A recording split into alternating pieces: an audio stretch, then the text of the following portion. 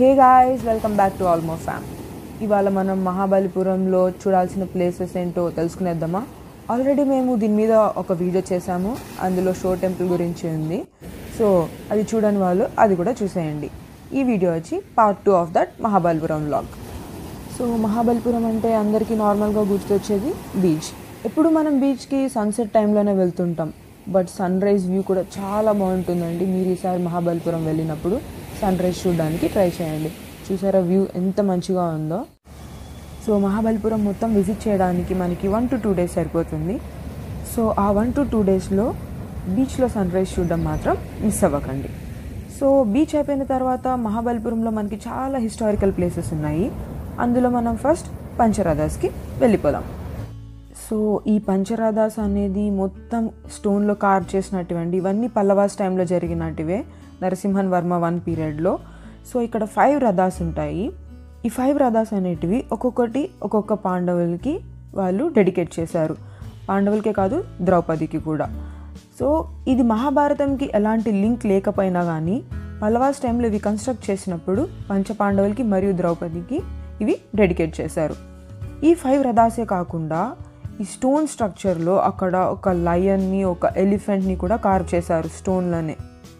అంతేకాదండి, ఒక పెద్ద నంది కూడా ఉంది స్టోన్లోనే కార్వ్ చేసిండేది. మీరు చూసారంటే ఇక్కడే కనిపిస్తుంది వీడియోలో. అసలు కార్వింగ్ చూసారా ఎంత గొప్పగా ఉందో. ఒక స్టోన్లో అంత కార్వింగ్ చేశారు అంటే మన దగ్గర ఎంత స్కిల్ఫుల్ ఆర్కిటెక్ట్స్ ఉన్నారో.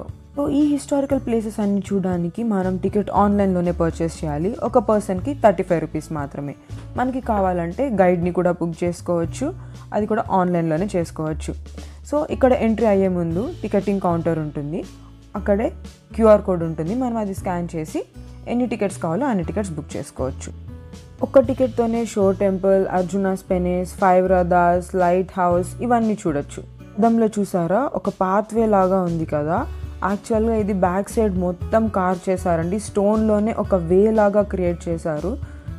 3 sides ఓపెన్ ఉంటుంది. చూసారంటే లెఫ్ట్ సైడ్ పిల్లర్స్ ఉన్నాయి, రైట్ సైడ్ వాల్ ఉంది, మధ్యలో ప్యాసేజ్ వే ఉంది. అసలు ఇలాంటివి స్టోన్లో కార్వ్ చేయడం ఎంత స్కిల్ఫుల్నెస్ ఉంటే జరుగుతుందో కదా.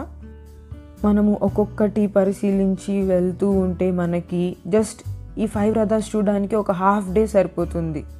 అసలు ఇంత ఆర్కిటెక్చర్ మన ప్రీవియస్ డేస్లోనే ఉంది. మనం ఇప్పుడు అన్ని బిల్డింగ్స్ చూసి వావ్ అనుకుంటాం, కానీ అప్పట్లో ఈ ఆర్కిటెక్చర్తో పోలిస్తే ఇప్పటికి ఏది సరిపోదు.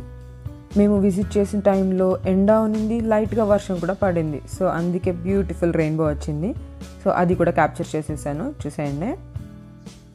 ఈ పంచరథాస్ ప్లేస్లో లెఫ్ట్ సైడ్ గార్డెన్ కూడా ఉంది. సో ఈవినింగ్ టైం వెళ్ళారంటే అక్కడ కూర్చొని రిలాక్స్ కూడా అవ్వచ్చు. సో ఇవి దాటిన తర్వాత మనకి లెఫ్ట్ సైడ్లో పాండవ మండపం కనిపిస్తుంది. యాక్చువల్గా ఇది ఒక అన్ఫినిష్డ్ టెంపుల్.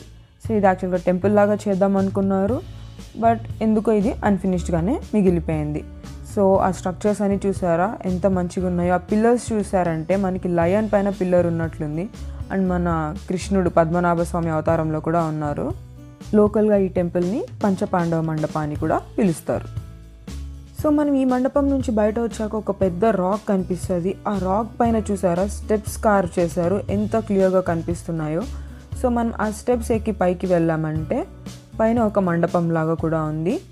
యాక్చువల్గా ఆ రోజు ఎంట్రీ లేదు, ఎంట్రీ ఉన్నప్పుడు మనం ఎక్కి పైకి కూడా వెళ్ళొచ్చు. ఇప్పట్లో నార్మల్ బిల్డింగ్కి స్టెప్స్ కట్టడమే పెద్ద కష్టంగా ఫీల్ అవుతుంటారు, బట్ అప్పట్లో చూసారా ఒక్క సింగిల్ స్టోన్ పైన ఎన్ని స్టెప్స్ కార్వ్ చేశారో, అవి కూడా అంత పర్ఫెక్ట్గా. కొంచెం ముందుకు నడుచుకుంటూ వెళ్ళామంటే మనకి అర్జునాస్ పెనెన్స్ కనిపిస్తుంది. సో ఈ అర్జునాస్ పెనెన్స్లో ఏమంటే లెఫ్ట్ సైడ్లో ఒక టెంపుల్ లాగా ఉంది. ఈ పిల్లర్స్ అన్నీ కూడా చాలా మ్యాగ్నిఫిషెంట్గా ఉన్నాయి.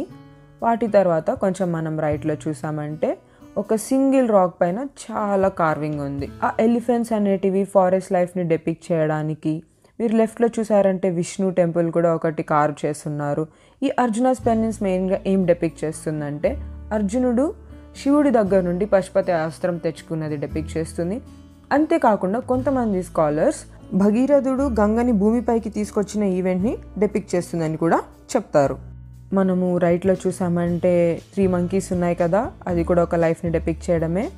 Father monkey, mother monkey and ఒళ్ళో ఒక చిన్న మంకీ అనమాట. సో మీరు ఇక్కడ క్లియర్గా చూసారంటే మిడిల్లో విష్ణు టెంపుల్ కూడా కనిపిస్తుంది, ఒక చిన్న ష్రైన్ లాగా ఉంది. సో అక్కడి నుంచి ముందుకు వచ్చామంటే మనం కృష్ణాస్ వాటర్ బాల్కి వచ్చేస్తాం. సో ఈ కృష్ణాస్ వాటర్ బాల్ అనేది కృష్ణుడికి ఏం సంబంధించింది కాదు, బట్ దానికి ఆ పేరే పెట్టారు.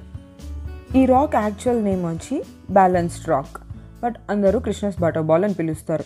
ఈ రాక్ ఇంచుమించు 250 టన్స్ ఉంటుంది.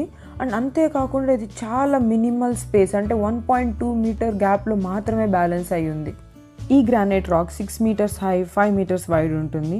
అండ్ దీన్ని పీపుల్ సేఫ్టీ కోసం 20th సెంచరీలో ఎలిఫెంట్స్ని యూజ్ చేసి మూవ్ చేయాలని చూశారు, కానీ అస్సలు కుదరలేదు. సో అందుకనేసే ఇది కూడా ఒక టూరిస్ట్ స్పాట్ అయిపోయింది. అంత చిన్న స్పేస్ మీద బ్యాలెన్స్ అవుతూ కూడా ఎన్నో ఇయర్స్ నుంచి అది అలానే ఉంది. సో ఈ కృష్ణాస్ వాటర్ బాల్తో పాటు చుట్టుపక్కల ఇంకా 3 టెంపుల్స్ ఉన్నాయి. అందులో ఫస్ట్ది గణేష్ రథ. ఈ రథాన్ని బిల్డ్ చేసినప్పుడు గణేశుడికి అంకితం చేశారు. అండ్ ఇది వరాహస్వామి టెంపుల్. ఇది కంప్లీట్లీ ఫినిష్డ్ టెంపుల్. మనకి లోపల ష్రైన్ కూడా ఉంది, దేవుడు కూడా ఉంటాడు. చూసారంటే ఇది కంప్లీట్లీ ఫినిష్డ్ టెంపుల్ అనమాట. ఇందులో ఇవన్నీ ఆల్మోస్ట్ పల్లవాస్ టైంలోనే కన్స్ట్రక్ట్ చేసినటివి. అక్కడి నుంచి మనం పైకి నడుచుకుంటూ వెళ్ళామంటే మనకి రాయగోపురం కనిపిస్తుంది. ఇది యాక్చువల్గా unfinished, just pillars and seating మాత్రమే పెట్టారు, కానీ పైన కవర్ చేయలేదు. అక్కడి నుంచి వ్యూ చూస్తే మనకి లైట్ హౌస్ కూడా కనిపిస్తుంది. వ్యూ అయితే ఎక్సలెంట్గా ఉందండి. అక్కడ మిగిలిన స్ట్రక్చర్స్ లాగా కాకుండా ఈ స్ట్రక్చర్ విజయనగర పీరియడ్లోది. సో ఈ గణేష్ రథ, వరాహస్వామి టెంపుల్, రాయగోపురంతో పాటు అక్కడ త్రిమూర్తి టెంపుల్ కూడా ఉంది. త్రిమూర్తి టెంపుల్ అనేది బ్రహ్మ, విష్ణు, మహేశ్వరులకి డెడికేట్ చేశారు. ఒక్కొక్క శ్రైన్లో ఒక్కొక్క దేవుడు ఉన్నారు. అండ్ ఆ కార్వింగ్ కూడా ఎక్సలెంట్గా ఉంటుంది. ఈ టెంపుల్కి ఎదురుగా యాక్చువల్గా ఒక వెల్ లాగా ఉంది. వెల్ అంటే అంత పెద్దది కాదు, రాక్లోనే ఒక 10 feet డెప్త్తో క్రియేట్ చేశారు. మేబీ అప్పట్లో ఇది టెంపుల్ లాగా యూజ్ చేశారు కాబట్టి పూజలు చేయడానికి అందులో వాటర్ స్టోర్ చేసి యూజ్ చేసేవాళ్ళేమో. సో ఈ స్కల్ప్చర్స్ ఇవన్నీ జస్ట్ ఫొటోస్లోనే కాదండి, డైరెక్ట్గా వెళ్ళి చూడాలి, ఆ ఆర్కిటెక్చర్ని మనం ఆస్వాదించాలి. అప్పుడే మనకి తెలుస్తుంది ఎంత స్కిల్ఫుల్నెస్ ఉంది మన ఇండియాలో అనేసి. సో మన నెక్స్ట్ స్టాప్ వచ్చేసి లైట్ హౌస్ అండి. లైట్ హౌస్ ఎప్పుడు విజిట్ చేసినా కానీ ఈవినింగ్ టైంలో విజిట్ చేసేటట్టు ప్లాన్ చేసుకోండి. సో మనకి లైట్ హౌస్కి వెళ్ళాలంటే ఈ స్టెప్స్ అన్నీ ఎక్కేయాలి. నార్మల్గా లైట్ హౌస్ని బయట నుంచి చూడడానికి మనం ఫస్ట్ తీసుకున్న 35 రూపీస్ టికెట్ సరిపోతుందండి. లేదు మనం లైట్ హౌస్ లోపలికి వెళ్ళి పైన నుండి వ్యూ చూడాలనుకుంటే ఎక్స్ట్రాగా 10 రూపీస్ పే చేస్తే సరిపోతుందండి. మనం పైకి వెళ్ళి చూడొచ్చు. లైట్ హౌస్ టైమింగ్స్ అనేటివి 5 వరకే. ఇక్కడ మాన్యుమెంట్స్ అన్నీ జస్ట్ 5 వరకే ఎంట్రీ ఉంటాయి. సో మీరు 5 లోపల ఫినిష్ చేసుకోగలగాలి. లైట్ హౌస్ లోపల పైకి ఎక్కాలంటే 4:30కే టికెట్ తీసుకునేటట్లు ప్లాన్ చేయండి, ఎందుకంటే 4:45 తర్వాత ఎవరిని అలో చేయరు లోపలికి.